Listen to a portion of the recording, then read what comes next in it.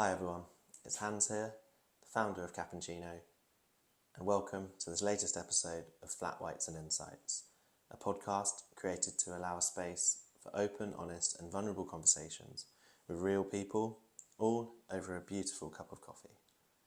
We're here in my home, so I'll be providing the flat whites, and my guests, they'll be providing the insights. So grab a coffee for yourselves, take a moment, and I hope you enjoy this latest conversation. Thank you, take care, and enjoy.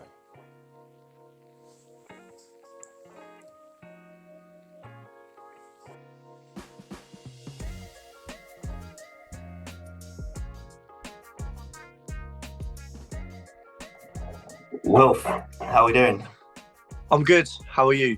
Amazing. No, it's really good to chat. Appreciate you taking the time as well. I know It's all right. hit record, saying you're a busy guy. Feels like a couple of years back, Traitors happened, and your life must have 100%, 100 mile an hour since then. Really, man. Yeah, it's been so weird because, obviously, like the show came out, and we didn't know if it was going to be big or not because it's never been aired in the UK. So we were sort of like, is it going to change our life? Is it not? Is it going to be just go back to normal life and that's it? And he was just on this little show once, but obviously, like it took off, went really big, and then obviously I'm one of the lucky ones that got to sort of leave my normal job and pursue like social media and stuff like that. So that's been able to it's changed my life, man. It's made my life crazy, but I enjoy it. It's good. It's a good crazy.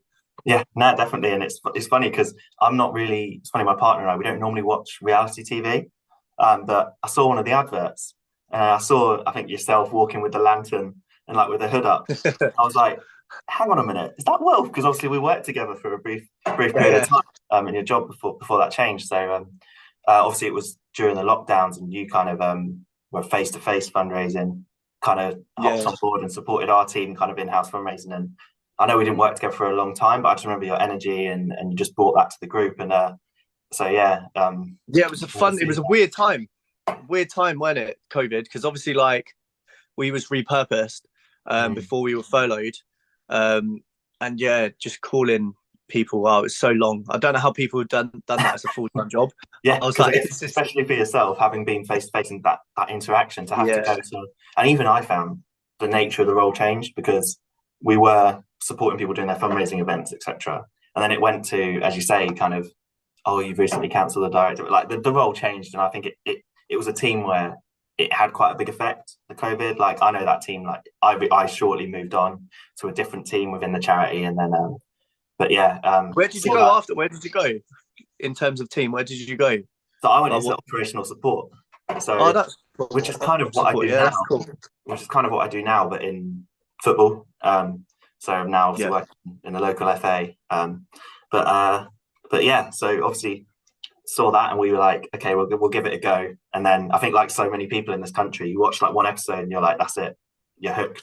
Yeah, it's weird because I didn't understand the obsession with it. Like I did obviously because I was in it but as a viewer, you couldn't watch it as a viewer. You was watching it because you was in it. So this obviously season 2 came out and I was able to watch as a viewer, and then I understood, okay, now I get why everyone's obsessed.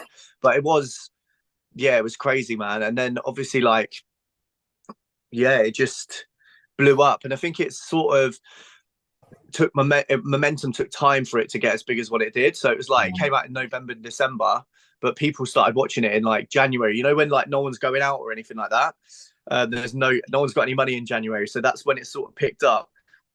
And it's been mad because now people season 2, like they would have got a bigger budget. So they would have been able to promote it more because obviously it won loads of awards. So they were promoting it more and more people watched it. But then when people have finished watching season 2, loads of people have gone back to season 1 because they haven't seen it. Yeah, so it's like going back to that, which is amazing. Boosting us up again. So it's been one crazy year, just over a year. No, certainly. And I think one thing, obviously the nature of my podcast, my Cappuccino stuff that I do, I kind of talk about mental health a little bit. Something I did want to kind of ask you, because I do talk a lot about self-care. I'm awful for it.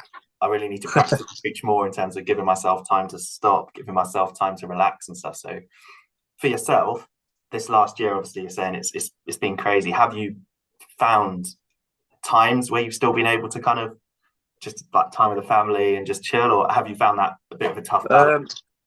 Well, it's weird because it's like, so I do multiple things as well. So I don't just do social media and stuff. I don't really talk about it that much, but I go into schools and like talk to young people, so teenagers from the like year 10s and 11s who have been excluded or they've been naughty, and do like, because I was excluded when I was in school quite from in year 9, basically the whole of year 9 I weren't at school. So like, and I was able, when I came back, to like change and actually be quite a good person in the end, and did quite well with my life, not even just the Traitors, but like I climbed up, I ended up the manager of Face to Face and stuff. And obviously it was a big charity. So like, and with no degree and stuff, it was really hard for me to do. I had to just work hard and prove how good I was. So it was like, yes, I'll go into school and do that. And then I'm also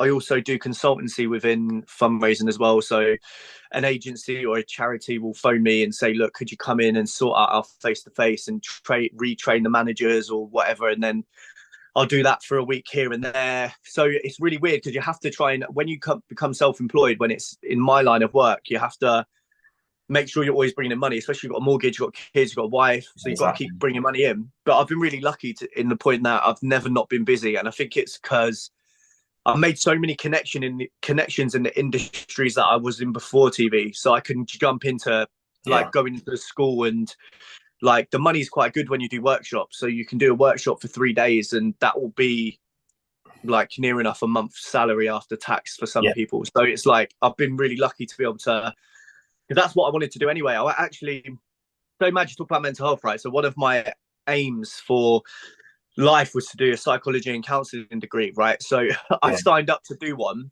and it was supposed to be in January last year. I signed up to do one with Open Uni, got all the books, got everything.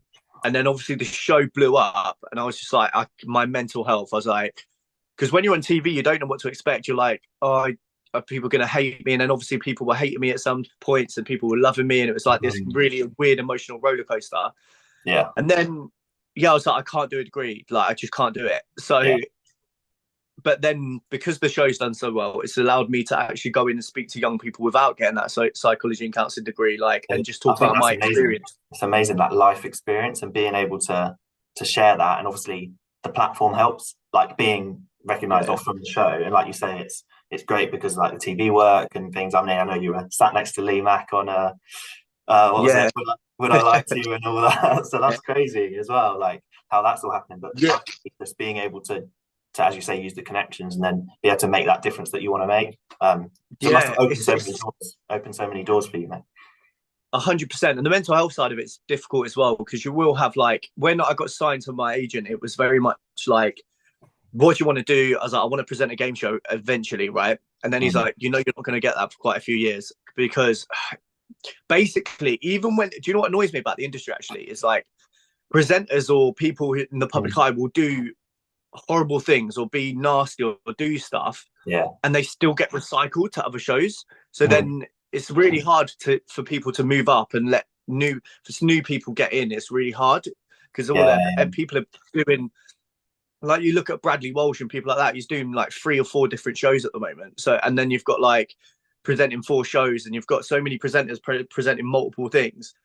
It's just a waiting game really, and trying to stay relevant. And that's hard because luckily, like, I had a big social media following on TikTok before I went on the show. So I knew how to use social media. I knew what to do. Even when we were working together, I think it was one of my colleagues. It was probably like Liv, who I know, like, you still. I'm pretty sure we were working, and she was like, "Oh, have you seen like Wilf on TikTok? He's like massive on TikTok." And that was when TikTok was still relatively new. I don't know. I'm still not on it. I probably should get on it, but I'm still not on it. But, and I remember like watching some of your videos. It was funny, and then that when seeing you then on the Traitors and stuff, I was like, oh, I feel like this has been a long time coming for you. In terms of like, I don't know if that was your intention or I guess a question to ask actually, because it hadn't happened before. What made you apply for Traitors? It's a bit strange, man. So I actually applied to go on the circle. So I applied to go on the circle, and I went and was in the casting pool. So I lived in Manchester for a month and was possibly going to go in. They don't tell you if you're actually going into the apartments. And unfortunately, well, I say unfortunately, fortunately, I didn't actually get in. So I stayed there for a month, and I was like, oh my God, what a waste of like a month of my time. You do get paid for it, but then all of a sudden, like a year later, so I followed Studio Lambert because of the social media, because of the circle. And then I seen them promote it on their Instagram, and it weren't promoted as a reality TV show. So believe it or not, I don't watch reality TV myself. Only ones where it's competitive reality to like, where you have to have strategy. I really like strategy. Yeah. So like, so you mean the kind of game element of it. Yeah. Yeah, I'm not into like a lot of like, my wife watches all the Love Ones, Love is Blind, and Married at First Sight, and she doesn't watch Love Island. But like, I'm just not into it. Like sometimes if I sit there, I'll watch them with her, and sometimes it's entertaining, but it's just not. Reality TV wasn't something that was like, like I didn't really know where I was going to go with the social media. It was sort of just doing it because I enjoyed it and I was making a little bit of money on it, and then I seen them advertise the Traitors, and it was advertised as what was it called? A psychological adventure game show. That's what it was, the exact words. Psychological adventure game show. And I was like, oh, this looks cool. Applied for it. And then I got a call from the guy who actually casted me for the circle. And he was like, oh, actually, I think you could be really good at this. And then we just chatted. He told me what the game is. And he said, okay, we're going to call you in 2 days and you've got to give us your game plan. And literally my game plan, I was just like, befriend and betray, just murder everyone close to me. Yeah. And that was my game plan. There wasn't no like step-by-step game plan. It was just like, this is my game plan. The start. Yeah. And I was like, if I'm a traitor, I was like, what's the point of having so much, like, if you try and, we've never seen the show, so I didn't know how it was going to work. We only knew the premise. So if you do this massive game plan, you might not be able to follow it because another traitor might do the same to you. Because so it's like you have to be really clever. And then so that's why sort of I applied. I just wanted to I love TV in terms of like the circle and all that sort of stuff. So I was like, okay, I want to do like a reality TV show that's intense and stuff like that. And then obviously when it came out, it was it was nuts. And so it just took off, and it was just no, it's incredible. And it's a fair play. I'm so happy for you, man, as well. Knowing, cheers, man. I know we didn't know each other that well before it started, but I just seen like the positive energy you brought during that tough time for the team. So I already kind of seen that, and then it was interesting when people. I know you posted something. I think it said like it's just a game, and you almost had to remind yourself, but also maybe reminding others like, look, I'm just playing a game. Don't hate me. Like all the time. And the thing is, this is the thing. Like people, I think they get so invested into it.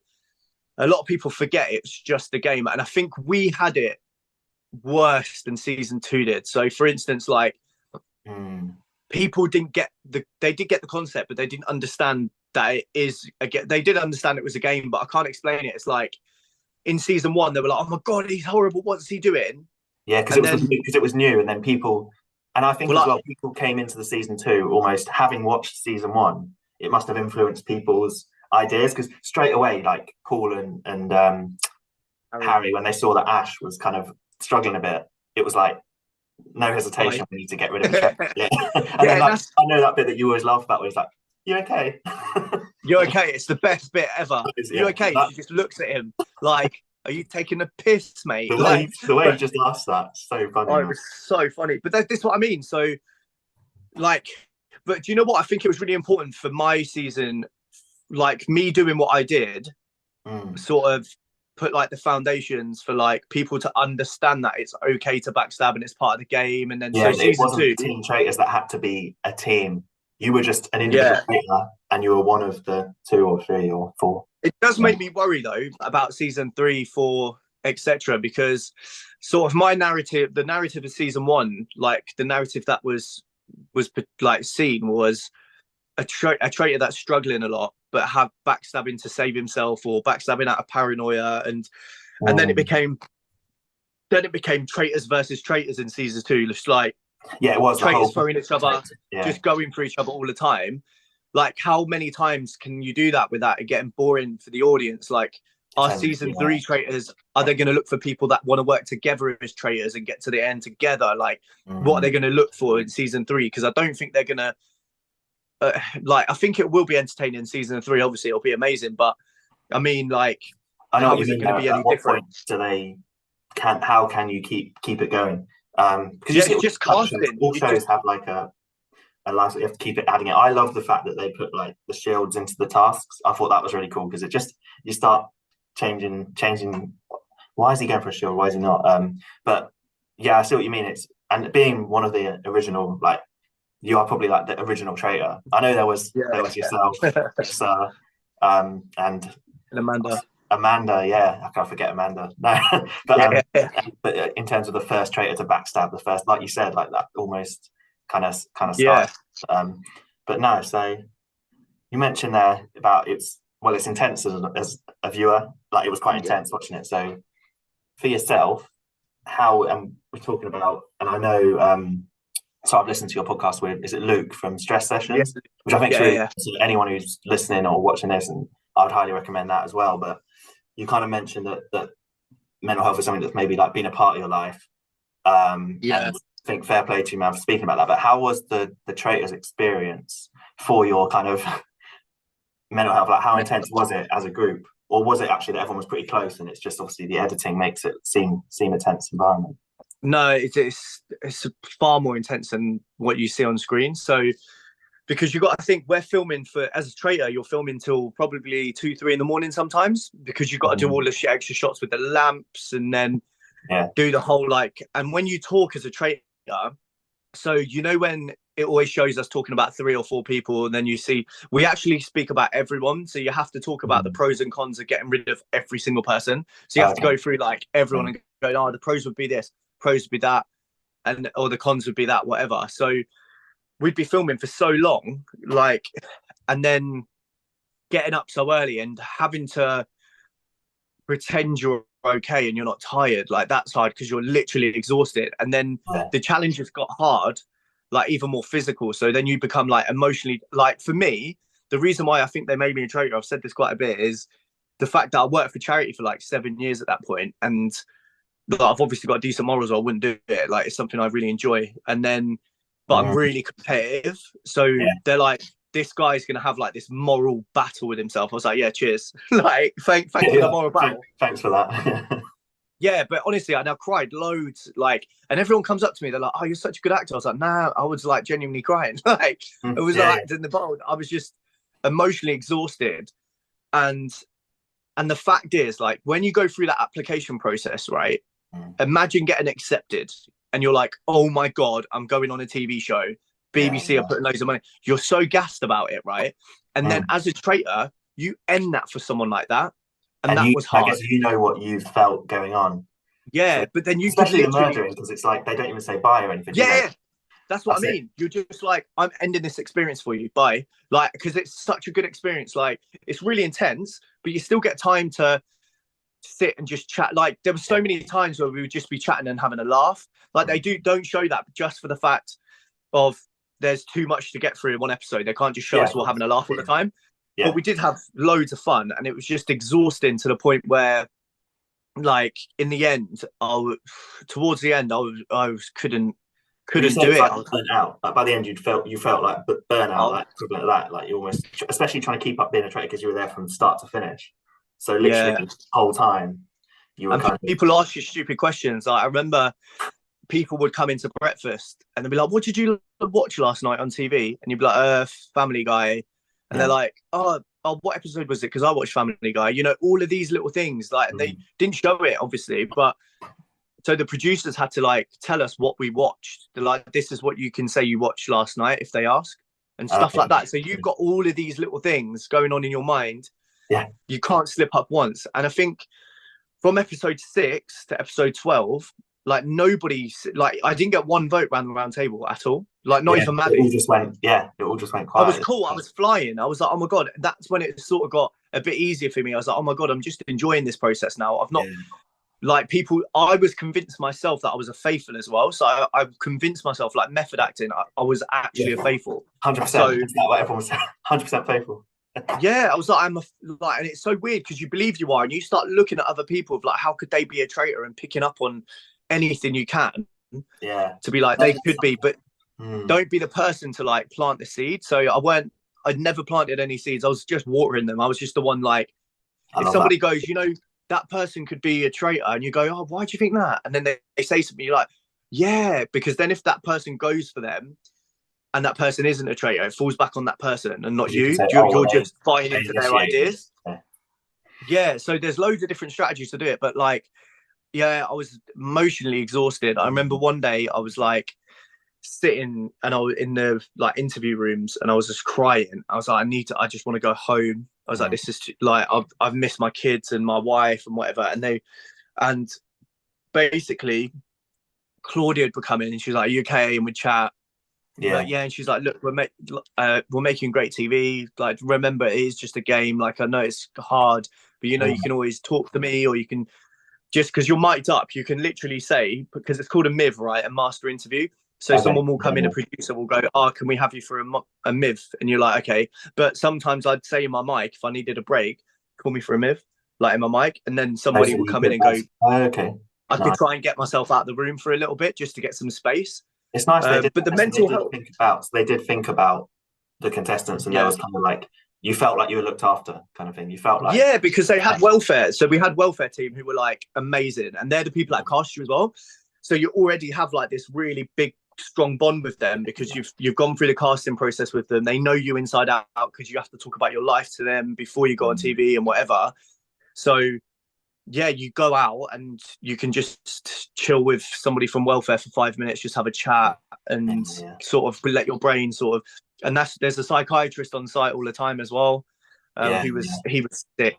Like, I loved him. He used to come like he used to come to my room every night and just be like, how you feeling? Like, and spend some time with me, especially towards the end, because I was like once I got rid of Amanda, like I was a mess after that because I felt so guilty about it. But I was just really paranoid because we didn't know how the game ends. So we weren't told how the game ends. Oh, really? So you day didn't 11 until the end? No, we didn't know how it ends. So I was convinced it was a split or steal if there was multiple traitors. I was like, oh my God, if there's multiple traitors, there's going to be a split or steal. So I was like, what happens if it's a split or steal? Amanda would steal because she was such a good traitor and so strong-minded. I was like, she'd steal and she wouldn't care.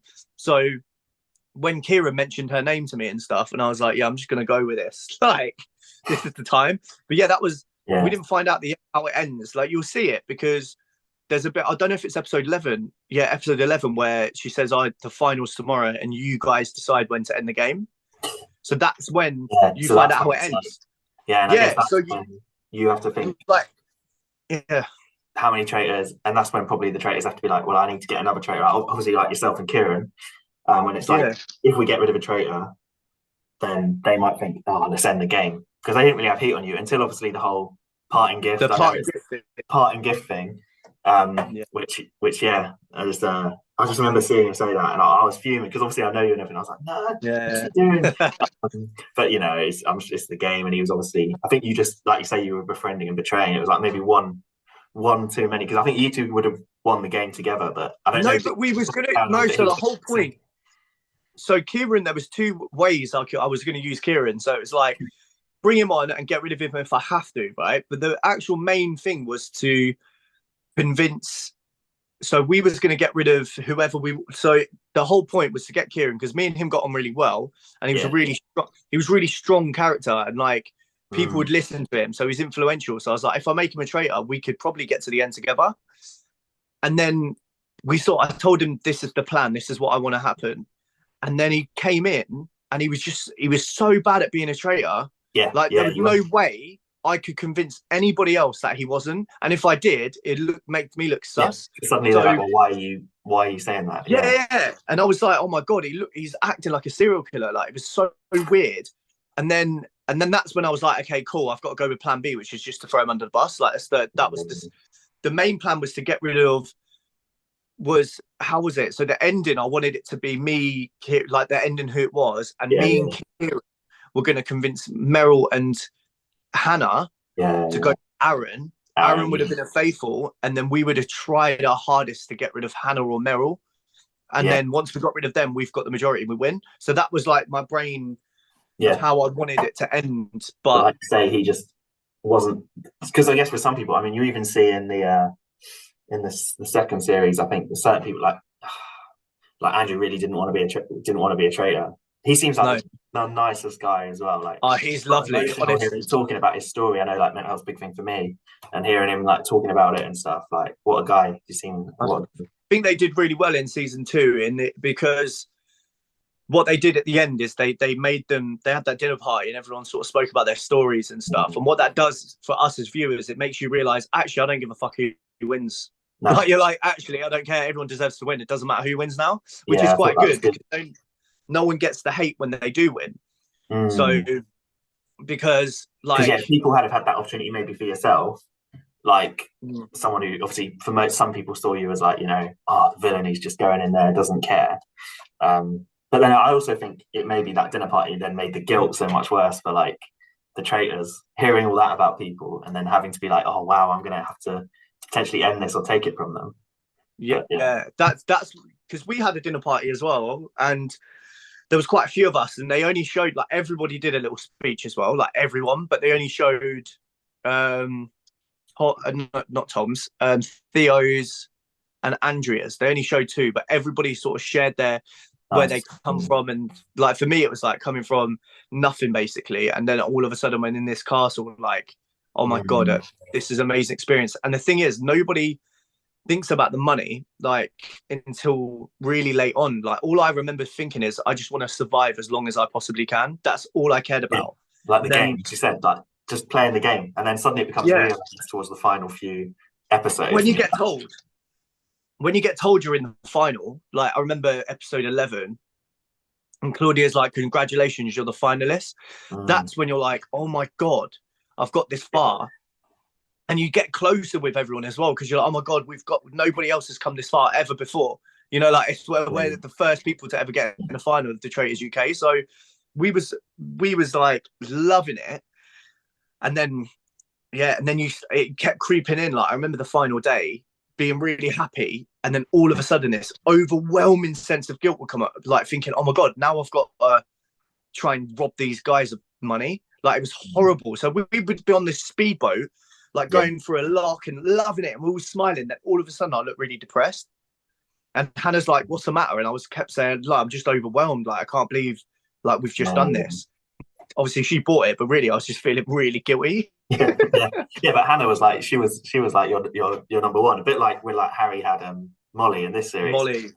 Molly, she's gonna have but I don't that ending was the thing is, it's like, why would Jazz want to play it again if he was a traitor? It just didn't make sense. What a player he was. Jazz is brilliant. But no, so you mentioned, no, thank you for that. And obviously like traitors, big part of what's kind of helped get your platform, etc. But obviously there's a lot more to you than the traitors. And obviously I've known you before that, and obviously you mentioned in there about coming from nothing was kind of how your phrase. So in terms of your growing up, your childhood, etc. That in terms of shaping how you are today, is that something that you ever look back on and think maybe about it, or?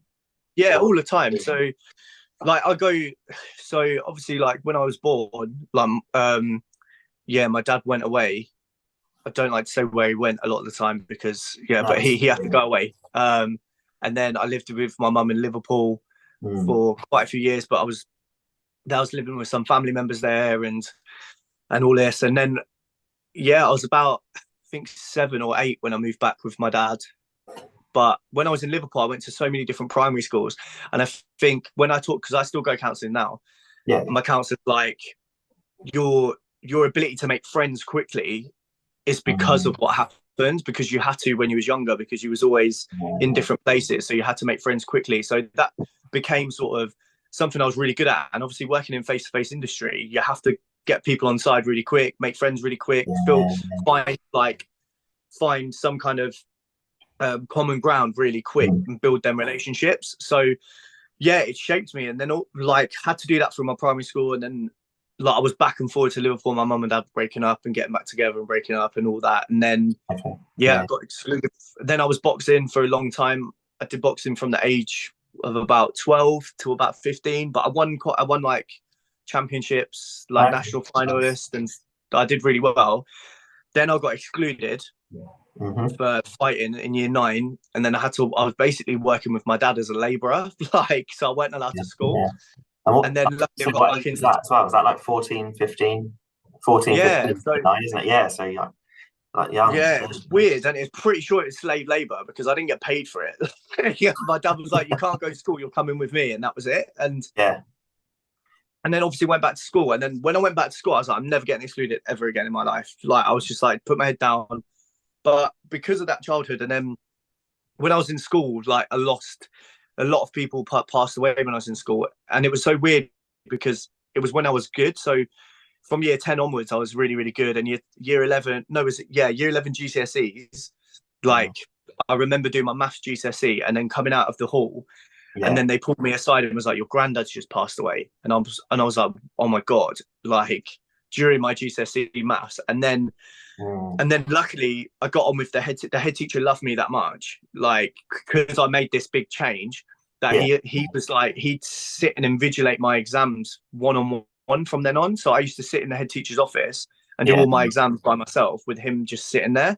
So to give me space and whatever. And they're the ones that introduced me to counselling when that happened, actually. So the school was like, "Oh, we've got a counsellor. Why don't you go see a counsellor?" Then I did.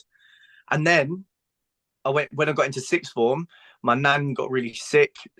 And she looked after me a lot when I was younger. Like she was a big influence on me. And then I ended up becoming a carer for her. So what would happen is I'd go to school and I'd have to come back every break, lunch, to give her medication and feed her, take her toilet.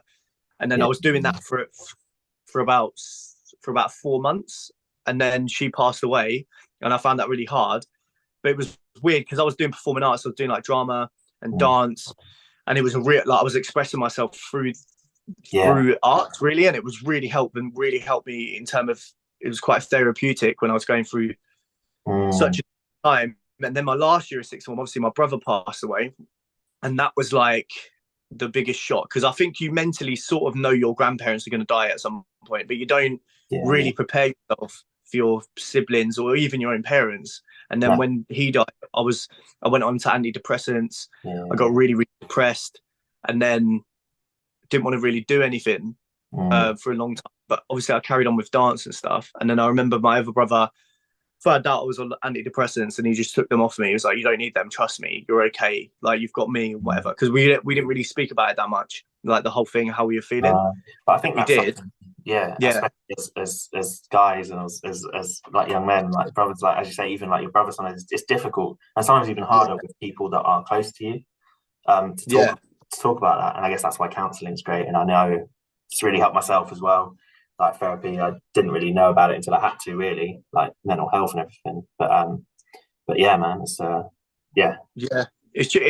a weird one. And then when we started speaking, that was it. Then we was fine.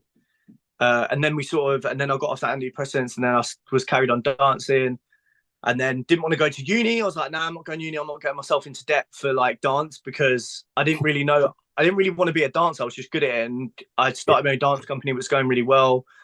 So I didn't really know what I wanted to do with my life. And I don't think a lot of people do know what they want to do with their life at that age. And I was just like not willing to go into debt when I'm not sure if I want to do that for the rest of my life. So, and then I ended up just dancing, back in dancing on the X Factor live tour when I was 19. And then after that, the school that I went to asked me to come back and be a teacher for like 3 months, like a dance TA.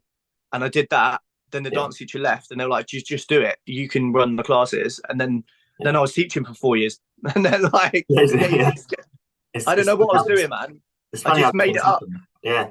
But no, it's incredible though, as you say, going from, was it like year 9 to like kind of being excluded, and then to think that you were, or for yourself to think that child then to think, oh yeah, he's going to be responsible for a class, and he's going to be teaching people. Weird.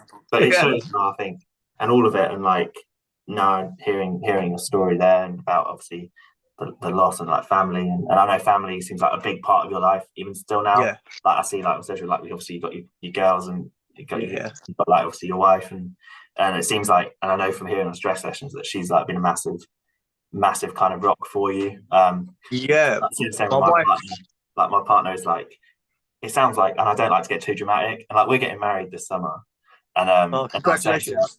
no, thank you, mate. I mean, we've been engaged since 2018, so taking my Okay, time. long time. Yeah.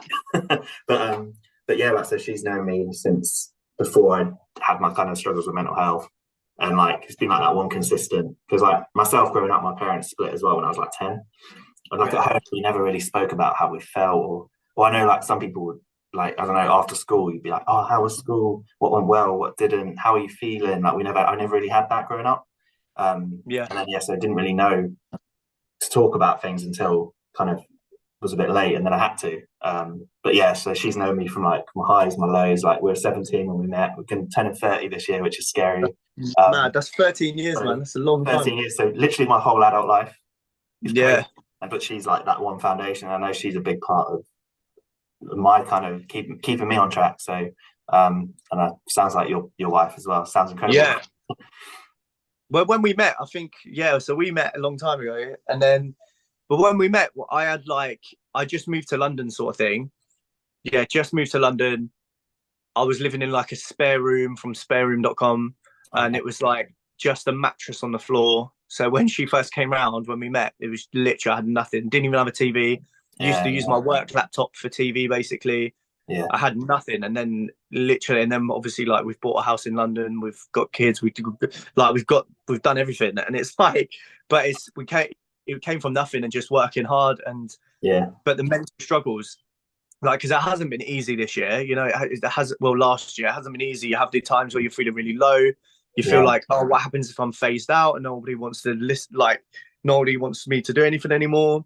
But you think to yourself, actually, it doesn't really matter. I was happy before I was on the TV show. Like I was, so it's like doesn't really matter that much. It's like enjoy it where you can, and just be in that moment, and but understanding, I guess, that it's not everything. Like it's not you. And I guess that's what I was kind of getting like about that. I'd known you before it, and you've got people like your family, friends who will have known you and loved you before you were the traitor, before you were on TV. So like that's what's important. But at the same time, I mean, I'm kind of the same. Obviously, I've got cappuccinos on like social media things. It's always, you get that bit of a buzz of like, oh, some post has done really well, or I'm getting engagement and that. And it's nice because you want to you think that if people are getting joy or enjoying what you're doing, then that's amazing. But like you say, there's more important things. Yeah, definitely. And I think like, so when obviously this January, I was so busy. Like I was traveling so much, like in between the days I weren't filming for like BBC or doing like a million podcasts, I was visiting schools as well. So every day I had a day up. Like I was in Birmingham for like 3 days in a school doing dance workshops and stuff. And then I was just everywhere, and I was filming brand deals that I had to get, because when you do brand deals, a lot of the time they're like, cool, this is how much we're going to pay you. This is our brief. Give us an idea by tomorrow. And you're like, okay, so you have to come up with an idea how to work that brief, send it to them. They're like, yeah, you've got 2 days to make it and send it. So then you've got to get out and do what you've got to do. And it's like really high pressure. But I was doing that as I was traveling. So I'd do it in the morning, then travel to Manchester to film the next day. And it was just like so many different things going on. So mentally I was exhausted. And then the last 2 weeks, I decided to I was like, once it's finished, I'm going to take a couple of weeks, 2-3 weeks to sort of like relax and just try and chill. But then in this industry, if something comes up, you have to take it. If it's good money, like as well. For me, it's like, I try not to work with brands that don't have like, if there's nothing positive about the brand. Like some brands will get in touch and they don't, like, I remember getting an energy drink company wanting me to work with them, but I was like, I can't promote energy drinks. Like I just can't do it. Like it just felt, for me, it's not healthy, and just like you've got to kind of feel that you the message, or feel that what's the value of it, because at the end of the day, some people are going to see that and then associate you with the brand. Like the brand obviously thinks getting it out, but for you yourself, you've got to think, you know, that's what people think that I want to push and I want to put out there. So, But for me, it was like working. So I worked with Tony's Chocolonely. They were cool because they like the ending slavery in the cocoa industry. So they're doing cool stuff. So it was like working with different brands that are doing stuff, or brands that are fun and just exciting to work with. So like I'm working with a brand at the moment I just finished their video and waiting for them to approve it, but it's just fun. Like they're like, yeah, have fun with it, do what you can. Yeah. I'm like, yeah, Because like, that fits what you were doing on TikTok anyway. Or I see you out on the street. Yeah, man. So I try to do all that stuff. Things. Yeah, so I'm just, and the thing is with social media, it's a really weird thing, but I spent a lot of time with Tom. So Tom from the show, the guy with pink hair, the one that was in a relationship. She's my girlfriend, that one. Yeah, yeah, that Tom. But he's a genius. So like, he's a social media genius. Like, not a lot of people know this, but he's a creative director for some of the biggest like Instagram stars, biggest Facebook pages. Like, and because you don't see him, like people don't understand how influential he is. So when we filmed the Traitors after that, we met up and he was like giving me all these ideas, and that's when I started doing street stuff. I started the game stuff, and then we grew to like 100k on Snapchat, and I was like, oh my god, like maybe I should carry on doing this. Then we had a bit of a dispute with Snapchat, like the page. They wanted to lower the revenue and stuff, so you make loads of money on it, but then all of a sudden when you start making loads of money, sometimes they're like, oh, we're gonna give you less. Actually, it's a bit weird. So it was all, and it's like, okay, but yeah, and then I was like, do you know what, I'm gonna do the street stuff. I really enjoy it. And then it's about looking at, because I used to do stuff at home just talking to camera and chatting rubbish, so it's like, how can I take that to the street? What content goes viral? So for instance, like one of my viral videos was just saying, what's the most common middle name ever? Louise, to myself. And then people would share it. So I was like, just go out and ask people. And then most of the people will say Louise. So I'm like, yeah, this is great. Like, indeed, you have like the most common name, and it was like Dave. Everyone knows a Dave. Yeah, everyone knows Dave. Yeah, so this is what I mean. So you relate to, isn't it? People can relate to it, and that's what helps make it go viral and that. So yeah. So it's like so social media it's really fun. It's a good industry to be in and stuff. And it does pay a lot more than TV. People will be really surprised. Unless you're like a really big time presenter, TV doesn't really pay as well. It does pay well, but not as well as. And you see all these YouTube and that, like the amount of things like these YouTube football matches, YouTube boxing, YouTube whatever. They make so much money. Like I'm trying to, like my next plan is to, so I broke my toe like probably a month ago actually. And then, so I was supposed to go back to the gym. So one of the things that I'm going to try and do is get into Misfits, I think, Misfits boxing, crossover, you know, like the influencer boxing. That's something that I'm going to try. Especially when you were younger, having yeah, exactly. That's what I mean. So, like I've got the links and stuff, so I just need to, and the contacts. Yeah, and I just need to go to the gym again. Obviously, you got the hood for the walk-in and all that. Exactly. Easy, man. So yeah, that's what I'm thinking. Do something like that next. We're in talk with some TV shows and stuff, which is cool. So yeah, it's mad.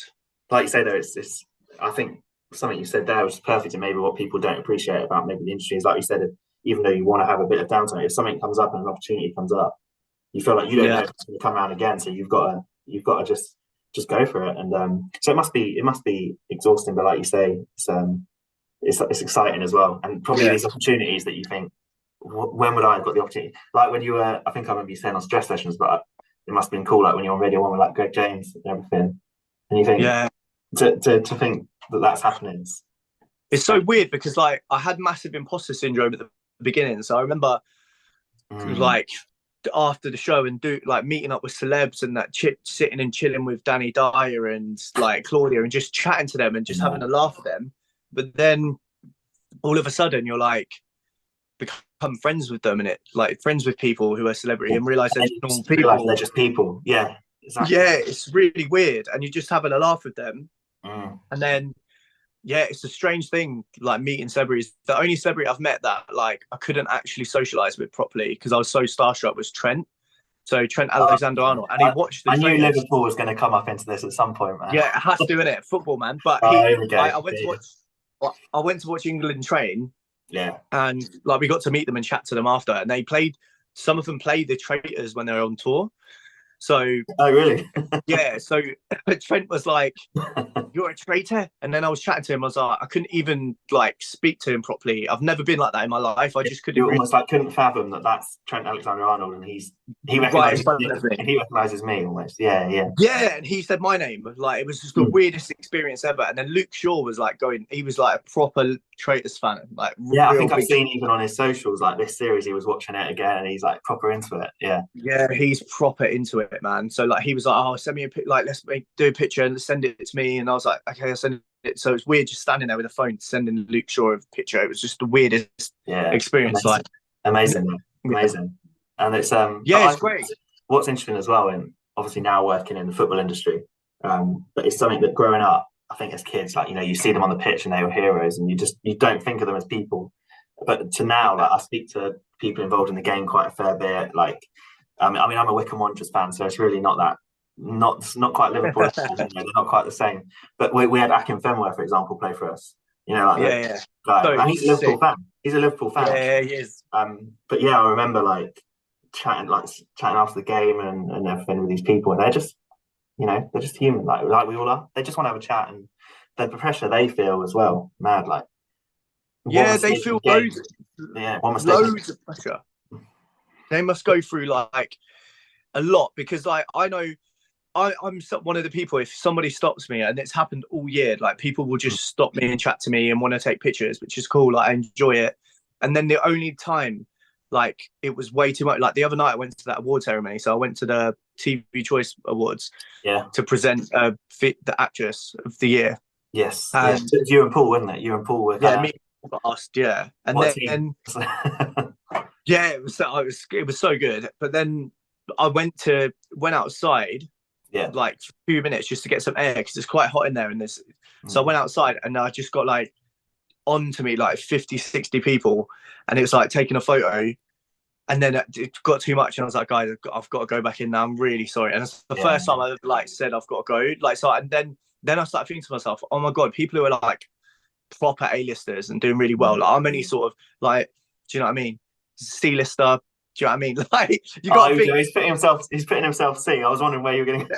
no, but you are, but like being on This Morning and stuff, and it's starting to become, and like see it being on like Will I Lie to You. So again, those opportunities. It's not just what I think is really cool, and I'm happy for you that it's not just was on Traitors, and then because you want to follow that or you want to be involved in the kind of entertainment industry. It's cool that it's you're kind of like. Well, what I tried to do is, so last year was about doing traitor stuff. This year's about sort of taking that little step away for it, to people to know who I actually am and what I'm about, and do something else to show who I am. Move away from Wilf from the Traitors to just Will or Wilfred. You know what I mean? And sort of that's the aim. But yeah, what I was thinking there, when they were all over, then I started thinking to myself, like proper like A-listers and football players and stuff. Now I understand why they get so stressed with it sometimes, because they literally just went for fresh air, and then because it's people are waiting for anybody to come out that door at any point, so they'll just jump on anybody that comes out who's happens to be on telly. Like it's just really intense. And then it must be a lot, or even people when I think like, you know, can't even go down to their local coffee shop and get a coffee without asking them for a photo. Or I'm really lucky though, because everyone in my area, there's a lot of like Greek people and Turkish people, and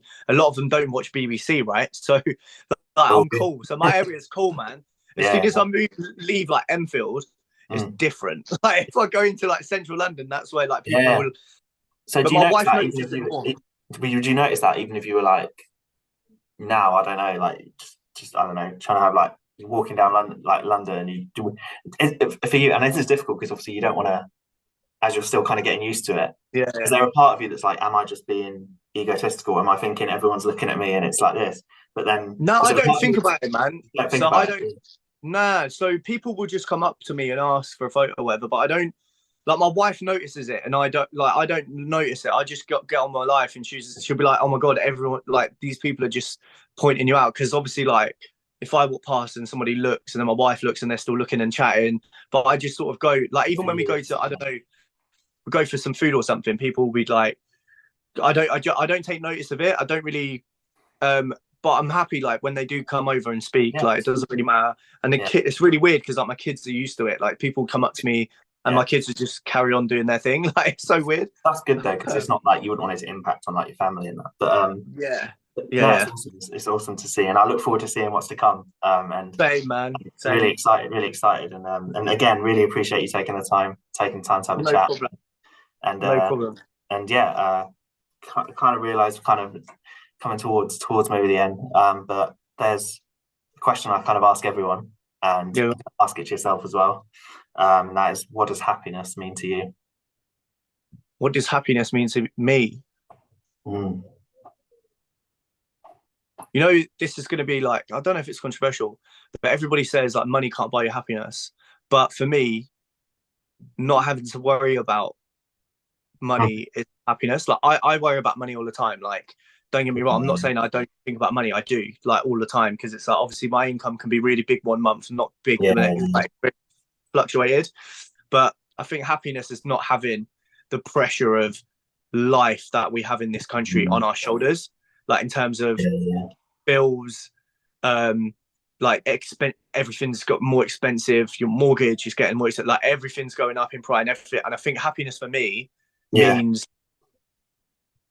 like just being able to enjoy the moment with whoever you're with, like, and that's it. Like, just be enjoying the moment, like, with not having to worry about all of this stuff that's going on. Like, for me, like, I can't wait to leave this country, man. Like, I want to go to live in Cyprus or live somewhere in the sun. I want to work really hard so then I can eventually try and take a step back and not be in my 70s when I take a step back. I want to, do you know what I mean? I don't want to work till I'm 70 odd years old.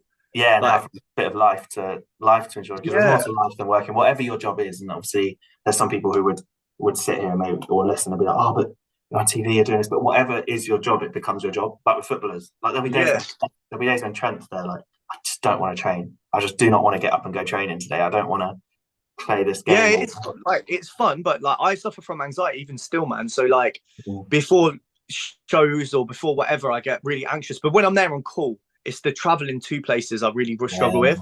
It's the beforehand. Traveling to Manchester, I just get anxious. Traveling to wherever, and I want to just be there and just do it. Like, but then you've got the whole traveling in between, and then staying in a hotel the night before, not being able to sleep properly because you're a bit nervous and you're anxious. Like, I hate that part of it. That's the worst part of it for me. But I enjoy it when I'm doing it. It's just all of the build up to it. Just nice. I like to just be like, cool, I'm just gonna do it. And I think you was about to say, like, footballers must feel that as well. Like, even before a game or before everything, like the nerves. It's something that, you know, I get it even before, like, doing my podcast. I love doing my podcasts, but like there's a bit of nerves. Like, oh, what am I going to say? What if I just forget what I asked them? If I just completely stumble on whatever. Now I'm interviewing a C-lister, mate. But it's true, like what you're saying, isn't it? What you said about, like, what was I going to say? It was what you said about everything becomes a job. It does become a job. Like, yes, it's great. I wouldn't change it for the world. I'm really enjoying my life, but at the same time, it is like, all I want to do. Like, everyone says, where's your ambition? Like, obviously, I want to present a game show, but like, my ambition is to earn enough money for my wife to be able to take a step back and like, because she worked so hard, and then. But I know she'd love to be able to take a little bit step back from work and enjoy her life a bit more. And that's what I want, to earn enough money so me and my family can spend more time together and not have to grind so hard. And then hopefully just live in the sun and enjoy our lives for whatever's next after life. Do you know what I mean? Like, that's it. Yeah. No, that's it. You don't want to be. Yeah, you want to be like living, not just working and just man. No, that's amazing. And I get it when you're saying about like that, what is happiness to you? Because it's, for me, like, I always think about peace of mind, and it kind of correlates what you're saying. Like, if I've got no stress and I'm just not having to think about worries with the bills and everything. And I know, like, even like Calm, the charity, I know they do a lot of good stuff. They're recently doing a new campaign about money matters, or like money talks. I can't remember what they call it. Oh, that's because cool. It's often a thing that probably people, particularly guys, maybe when there's that kind of, you know, that ego, or that we want to be like providing and we want to be tough. Like, men don't like to talk about their money struggles. It's something that is like constant. You can't get rid of it. And I guess yourself have that time when you were on the mattress, you were feeling like you, your own words come from nothing. And I can understand that. There's part of you that's like, I don't want to be back there, kind of thing. And I think a lot of people in your mind, though. So do you remember, you speak to a lot of people, I don't know if you're the same, but you look back to when you're like 17, you're like, oh my God, man, life was so cool and life was sick. And the main thing is, when you think about it, because you didn't have the responsibility of an adult. Like, you didn't have the responsibility of bills and having to like feed a family and all that. You didn't have that.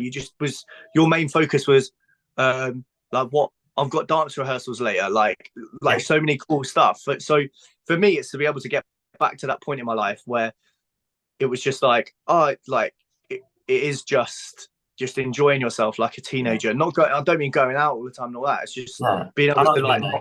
When you can just focus on what you're doing today, and you can just be like, this is what I'm doing now, and this is what I'm going to fully throw myself into. Yeah, and the thing is, everyone goes, oh, I look at people like presenters or people on TV who are like multi millionaires. Bro, soon as I make a certain amount of money, I'm gone. I'm disappearing from. Like, I'm not this kind of person. I do believe in grinding. I've always grind, like wanted to make more money to have a good life and stuff. But once I earn enough money to be like, I can actually live on this for the rest of my life and enjoy myself and do what I want. Goodbye. Like, I don't want to make anymore. See you later. Like, what's the point? I just go live in Cyprus near the beach, bro, and just go in the sea every day. Like, that is it. That is bliss. So that's happiness for me. Yeah, I love it. Love it, mate. Yeah. No, really appreciate it. Thank you. Cool. And all the best for the rest of the year. I'm sure it's going to be a busy one, but I look forward to seeing what happens. And maybe, and I know you're a Liverpool fan, so let's hope Klopp gives you a little trophy to finish with. I hope so. We just found out that Trent's not playing in the final, is he? No, I don't think so. Are you going? No. Huh? Are you going to the final? Do you know what? I've been asked to do this social media thing for Google, I think, but it's not across the line yet. We're in talks about it. So I'm like, let me wait to see if that happens first before I try and buy a ticket. But then I might not have time to get a ticket. So, but I've spoke to Redmen TV. They've booked a studio near Wembley. So they're like, oh, come in the studio. We will interview you before the final and stuff. So I was like, okay, cool. Yeah. So that's a cool one. Awesome. Anyway, we divulged, but no, really appreciate it, and enjoy your time. Thanks, man. I appreciate it.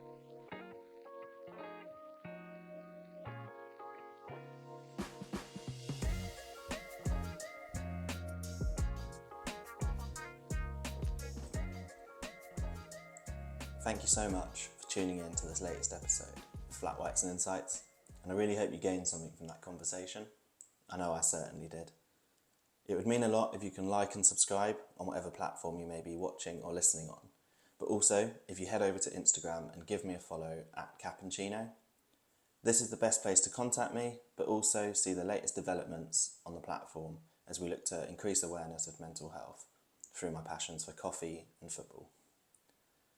In addition, if you've heard something that you can relate to or you want to talk about a little bit more, feel free to message me on that platform. But also, if you fancy coming on yourself and having a conversation, then do let me know, because I'm always keen to connect with new people and get insights into other areas and other passions and other challenges that I might have no experience of myself. Thanks again, and I really hope you tune in for the next episode. Take care of yourselves. I've been Hans. Thank you.